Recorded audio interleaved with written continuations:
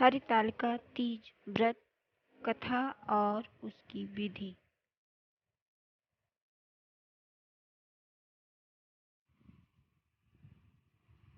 हरितालिका तीज की कथा।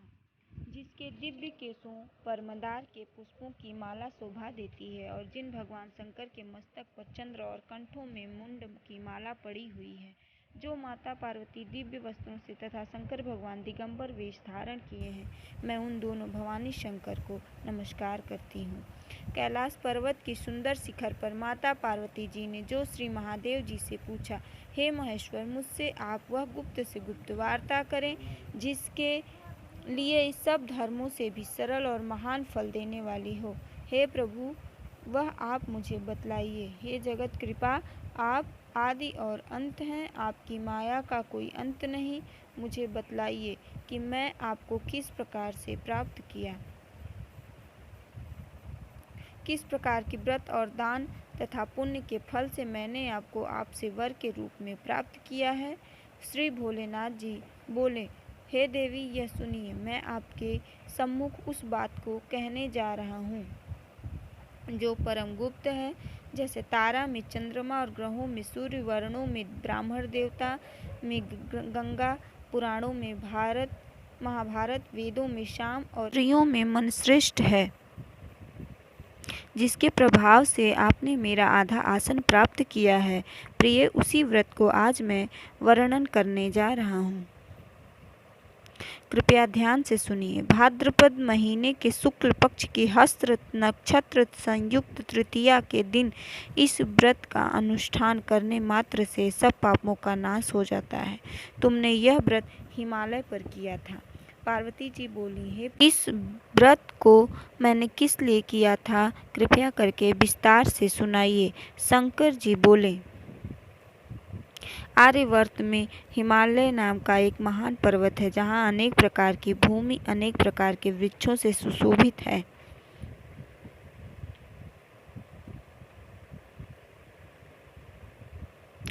वह सदैव बर्फ से ढका हुआ रहता है। गंगा की कलकल ध्वनि उससे गूंजता रहता है।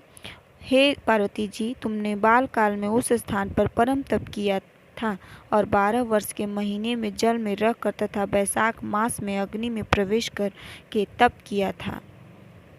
सावन के महीने में बाहर खुले निवास पर अन्न त्याग कर तप करती रही।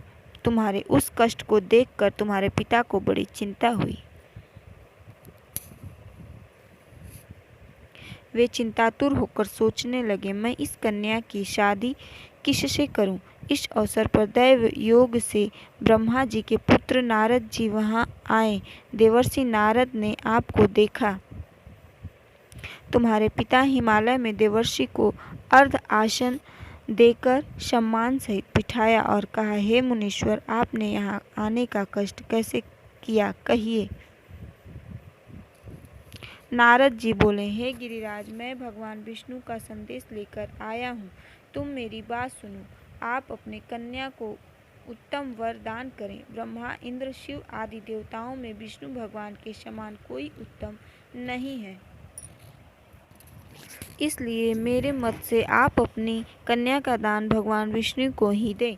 हिमालय बोले, यदि भगवान वासुदेव स्वयं ही मेरी पुत्री को ग्रहण करना चाहते हैं और इस कार्य के लिए आप पधारे हैं, तो वह मेरे लिए गौरव की बात है। मैं अवश्य ही उन्हें ही अपनी कन्या का दान दूंगा।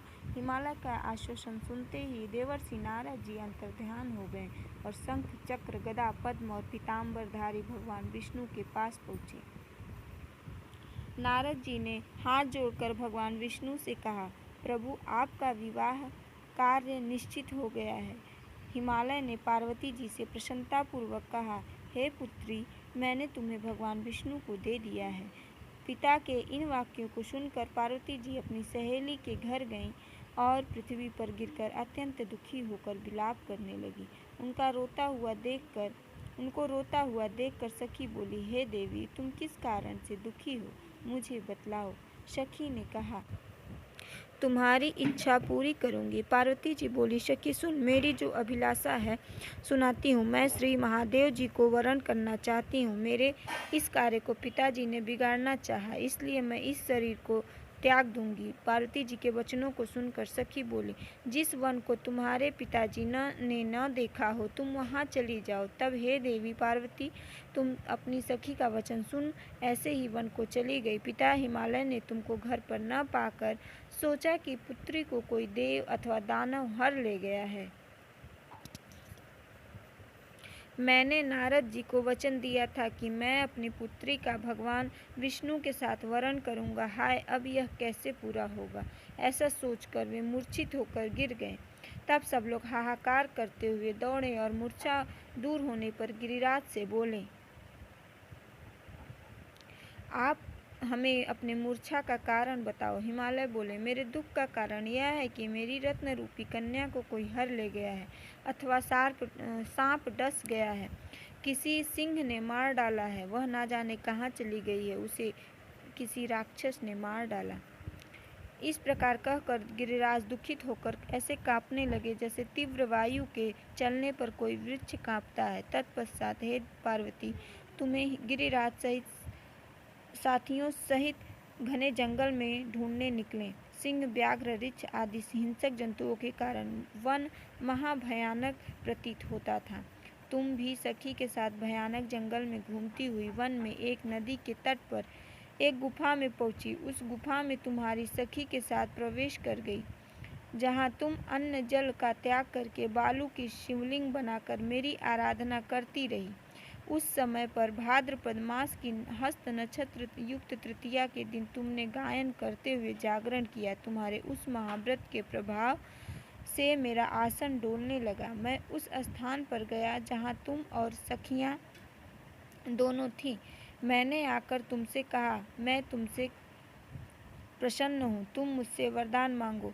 तब तुमने कहा, हे देव यदि आप प्रसन्न हैं तो आप महादेव जी ही मेरे पति हों। मैं तथास्तु कहकर कैलाश पर्वत को चला गया और तुमने प्रभात होते ही मेरी उस बालू की प्रतिमा को नदी में विसर्जित किया। तुमने वहां सखियों सहित व्रत का पारायण भी किया। इतने में तुम्हारे पिताजी हिमवान भी तुम्हें ढूंढते हुए उसी वन में आ पहुँचे। उस समय उन्होंने नदी के तट पर 2 कन्याएं को देखा तो तुम्हारे पास आ गए, तुम्हें हृदय से लगाकर रोने लगे। बेटी तुम इस सिंह आदि के वन में क्यों चली आई। तुमने कहा कि पिताजी मैंने अपने शरीर को पहले ही शंकर जी को समर्पित कर दिया है, किंतु आपने इसके विपरीत कार्य किया, इसलिए मैं इस वन में चली आई। ऐसा सुनकर हिमवान ने कहा, मैं तुम्हारी इच्छा के विरुद्ध कुछ नहीं करूँगा। अब वे तुम्हें घर लेकर आए और तुम्हारा विवाह मेरे साथ कर दिया। क्योंकि हे देवी आपकी सखी आपको हरण करके ले गई थी, इसलिए इस व्रत को हरितालिका व्रत भी कहते हैं। इस व्रत के प्रभाव से आपको मेरा अर्ध आसन प्राप्त हुआ है। पार्वती जी बोली, हे भोलेनाथ आपने इस व्रत का राज तो बता दिया, किंतु अब मुझे इस व्रत की विधि भी बतलाइए। तब शंकर जी बोले, सौभाग्य की इच्छा रखने वाली स्त्रियां इस व्रत को विधि पूर्वक करें। केले के खम्भों से मंडप बनाकर उसे वंदनवारों से सुशोभित करें। उसमें विविध रंगों के उत्तम रेशमी वस्त्र की चांदनी ऊपर तान दें। चंदन आदि सुगंध द्रव्यों के लेपन करके स्त्रियां एकत्र हों, शंख मृदंग बजावें, विधि पूर्वक मंगलाचार करें, गौरी शंकर की बालू निर्मित प्रतिमा स्थापित करें। फिर भगवान शिव पार्वती जी का गंध धूप पुष्प आदि से विधि पूर्वक पूजन करें, भोग लगावें और रात्रि को जागरण करें। ऋतु फल और फूलों को एकत्रित करके धूप दीप आदि से पूजन करें और उन्हें श्रद्धा से मन ही मन प्रणाम करें। विधि पूर्वक कथा सुनकर गौ वस्त्र आदि ब्राह्मणों को दान करें। इस प्रकार व्रत करने वालों के सब पाप नष्ट हो जाते हैं। जय भोलेनाथ। शिव पार्वती माता की जय। कृपया मेरे चैनल को सब्सक्राइब करिए और वीडियो को लाइक करें, शेयर करें। धन्यवाद।